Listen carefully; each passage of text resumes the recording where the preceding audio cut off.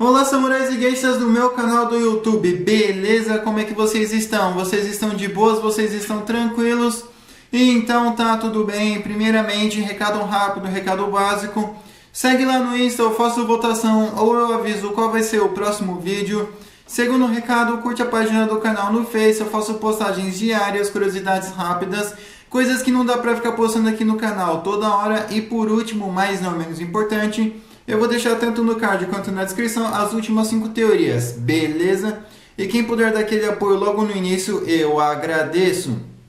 E bem como vocês estão vendo, a teoria de hoje é: e se a Bolívia fosse uma monarquia? E essa teoria não é uma teoria minha, e sim a teoria de um inscrito. E bem, para quem não conhece o quadro de teorias, eu pego fatos que poderiam ter dado certo, aí eu moldo de uma maneira plausível para que nossa teoria ocorra. Nada é assim, aconteceu porque eu quis, entende? E eu também sempre pego os 3 fatos mais importantes, mundialmente falando: Primeira Guerra Mundial, Segunda Guerra Mundial, Guerra Fria e por último as conclusões, beleza? Mas enfim, sem enrolação que eu já enrolei demais, vamos direto ao vídeo. E hoje nós vamos precisar voltar no início da história da Bolívia. Porque inicialmente aconteceu, durante a Guerra de Independência, existiam 2 facções também, a facção republicana e a facção monarquista, que era pró-Espanha. Mas a facção republicana acabou ganhando, e a independência da Bolívia veio como uma república e não como uma monarquia. Mas aqui nós vamos alterar isso. Aqui nós vamos fazer com que, em vez de que tenha uma briga, uma revolta, uma revolução de independência, nós vamos fazer uma independência negociada. Então, vamos supor que esteja assim acontecendo o conflito, né? Esteja acontecendo alguma coisa. Aí a Espanha vê que vai ser difícil de manter os territórios, vê que vai ser complicado.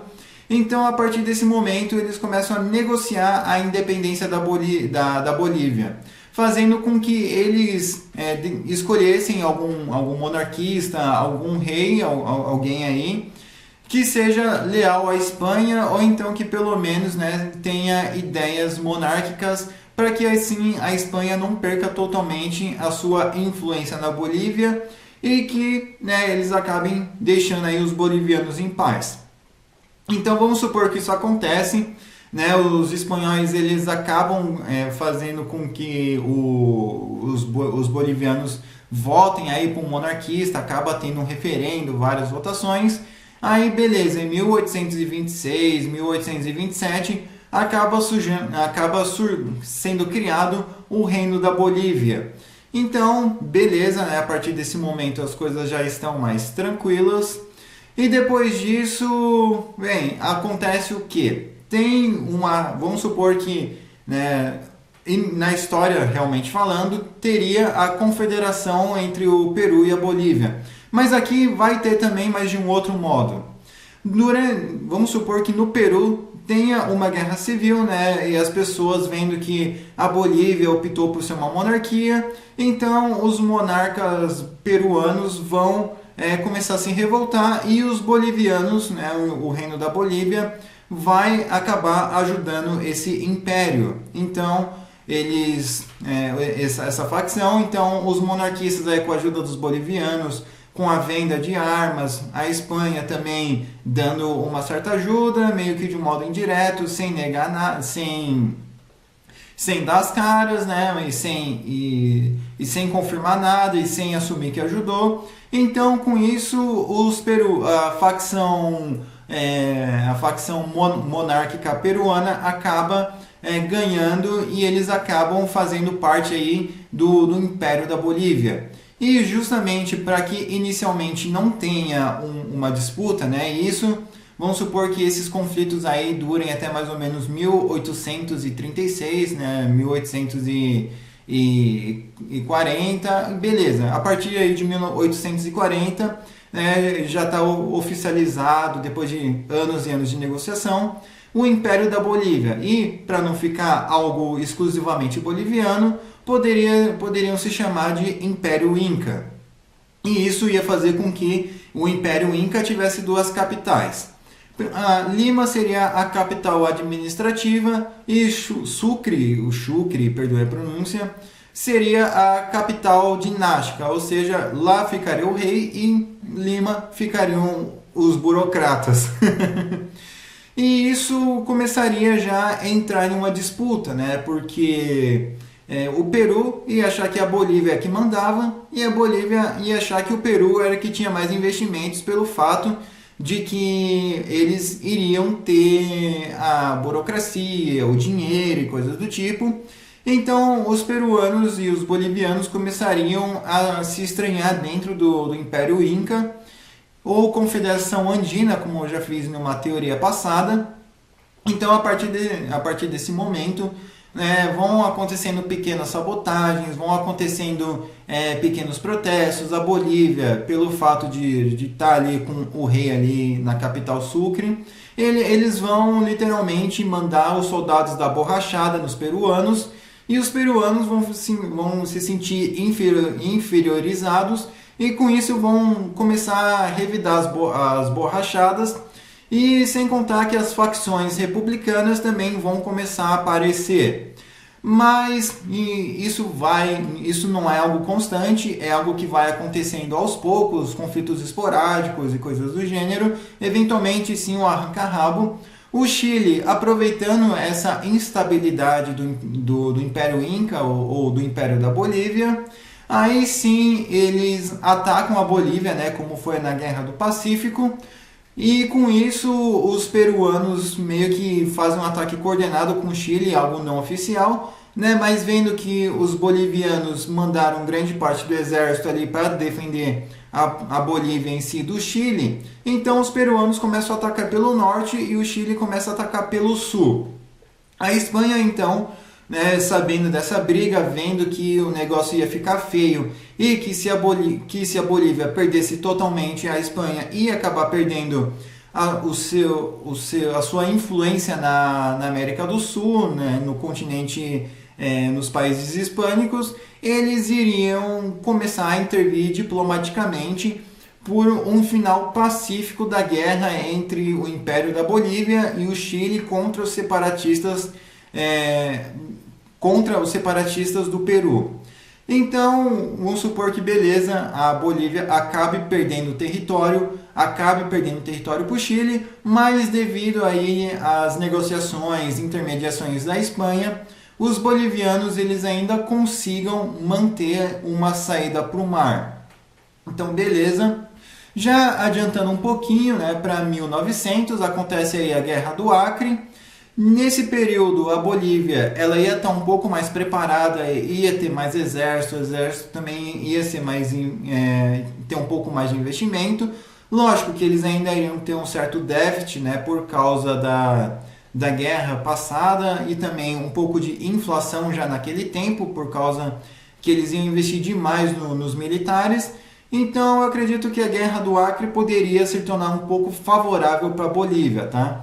A Bolívia provavelmente não iria perder tanto território e ainda assim o Brasil poderia acabar pagando uma indenização aí para os bolivianos, e sem contar que os bolivianos poderiam ter uma retirada gradual de não todo o território do Acre, tá? Apenas aí nas áreas mais importantes, porém eles ainda iriam manter pelo menos aqueles dois vizinhos aqui do Acre como um estado tampão, para não ficar totalmente grudado aí com o Brasil. E isso, ajudaria demais os bolivianos. Então os bolivianos meio que iam ter uma reta ali no Acre, e o Acre ia ter uma fronteira reta. Ia ser engraçado de ver isso nos mapas atualmente. Então beleza, adiantando um pouquinho, já durante a Primeira Guerra Mundial, o Reino da Bolívia iria se manter neutro, iria precisar trabalhar na economia, então ele poderia vender um pouco dos recursos naturais, principalmente aí estanho. E isso ia enriquecer um pouco, mas os problemas do Peru com a Bolívia ainda assim iriam se manter, porque os povos peruanos, os peruanos étnicos que estavam em território boliviano, ainda assim eles poderiam ser de certa forma hostilizados pela população, pelo exército, pelo rei, e isso ia criando vários ressentimentos que a gente vai trabalhando no futuro. Mas ainda assim esses povos não teriam condições o suficientes para se armar. E isso meio que, beleza, né? Eles iam continuar e tal, procurar revolta e coisa do gênero. Não só os povos peruanos étnicos dentro da Bolívia, tá? Os povos mais afastados das capitais, dos grandes centros, eles também poderiam ter esses ressentimentos, onde vários camponeses poderiam acabar escravizando esses indígenas nativos. Esses indígenas nativos eles iriam achar que o reino da Bolívia era apenas uma extensão aí do Império Espanhol, então que para eles a colonização nunca acabou. E beleza, isso a gente vai mantendo, né? Algumas reformas vão acontecendo aqui e ali, mas não o suficiente para humanizar esses povos. Já durante a Segunda Guerra Mundial, eu acredito que a Bolívia poderia estar do lado dos aliados, não porque eles poderiam fazer alguma coisa na guerra, mas sim pelo fato deles terem recurso natural e poder conseguir equilibrar a economia e melhorar o exército durante esse tempo. E isso ia fazer com que a Bolívia ficasse mais estável, tá? Então, eles não iam ter tantos golpes, não iam ter tantas grandes revoltas regionais, mas algo bem pequeno. Não vamos alterar o fim da Segunda Guerra Mundial. E minto, antes da Segunda Guerra Mundial eu acabei esquecendo aí da Guerra do Chaco, do Chaco. A Bolívia, eu acho que ela não teria o risco de perder. Eu acho que eles poderiam acabar negociando a venda do Chaco para o Paraguai, uma vez que eles estavam distantes de cuidar e era difícil de administrar. Então eles poderiam vender ele para o Paraguai, ou então mesmo depois de uma guerra, eles ainda assim iriam perder, mas eu acredito que não perderiam todo o Chaco, tá? Eles poderiam perder parcialmente o Chaco, mas ainda assim ficar com um pouco menos da metade, ou então até a metade. E isso ainda assim poderia ter um sentimento de revolta, né? O rei poderia acabar sendo visto como fraco, mas os povos bolivianos, né, eles iam pensar, pô, pelo menos não perdemos todo o território, esse rei salvou o território. Lógico, pessoas a favor iam falar isso, pessoas contra iam falar que o rei estava entregando território para todo mundo. Mas beleza, né? Segunda Guerra Mundial, Bolívia a favor dos aliados, começa a negociar recursos naturais, começa a crescer a economia, né? E o povo boliviano começa a ver uma melhora. Aí, durante a Guerra Fria, né, vamos já pular para os anos 60, com a entrada aí do Che Guevara. O Che Guevara vendo um cenário perfeito para ele, né, com uma minoria étnica peruana sendo maltratada no norte, uma minoria, já os indígenas sendo maltratados pelos camponeses, pelos fazendeiros, e isso ia despertar um sentimento de, opa, eu tenho um aliado aqui e ele vai ajudar a derrubar a monarquia. Mas nesse sentido, o exército, né, já estaria extremamente preparado, já estaria um pouco melhor do que estava. Então a caçada do Che Guevara ia ser um negócio meio cinematográfico, mas ainda assim o Che Guevara ia treinar esses nativos indígenas, iam treinar essa minoria étnica peruana.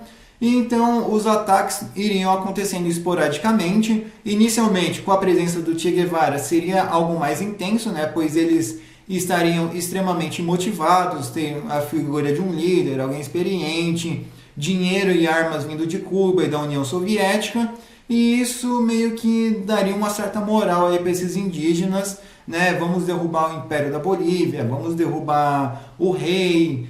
E isso também, né, ele poderia até mesmo ajudar algumas facções, alguns intelectuais republicanos a criar uma certa revolta, e nesse momento a revolta ia acontecer nas grandes capitais.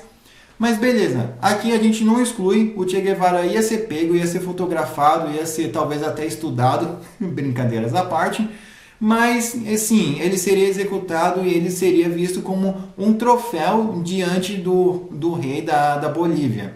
Acabamos com os comunismos, porém a revolta não iria acabar, iria diminuir.